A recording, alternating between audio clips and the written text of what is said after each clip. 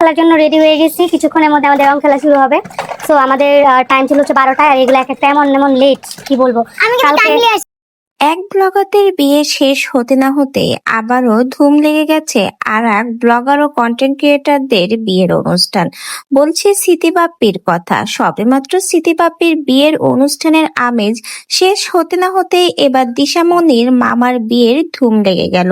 শুরু হয়ে গেল তাদের বিয়ের রমরমা আয়োজন। রং খেলা দিয়েই এবার দিশার মামার বিয়ের অনুষ্ঠান শুরু হচ্ছে।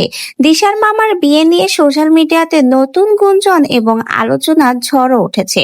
অনেকেই বলছে বাপ্পির বিয়ে হচ্ছে, আবার অনেকেই বলছে আকাশের বিয়ে হচ্ছে, কিন্তু এই পর্যন্ত দিশার মা কিন্তু ক্লিয়ার করেনি কার বিয়ে হচ্ছে, বাপ্পি না আকাশ। কিন্তু অনেকেই ধারণা করছে আকাশের বিয়ে হচ্ছে। তো যাই হোক, যার বিয়ে হচ্ছে সামনে তো আমরা দেখতেই পারবো।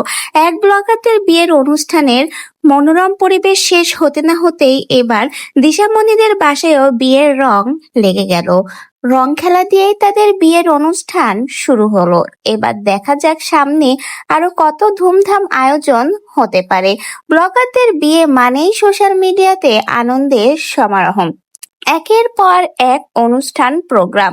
দিশামণির মা এবং তার পরিবারের প্রত্যেকেই কিন্তু রেডি হয়ে রং খেলায় মেতে উঠেছে। তারা যাচ্ছে এবার তাদের ভাইয়ের রং খেলার অনুষ্ঠানে। এখন দেখার অপেক্ষা দিশার মায়ের কোন ভাইয়ের বিয়ে হচ্ছে, বাপ্পি না আকাশের।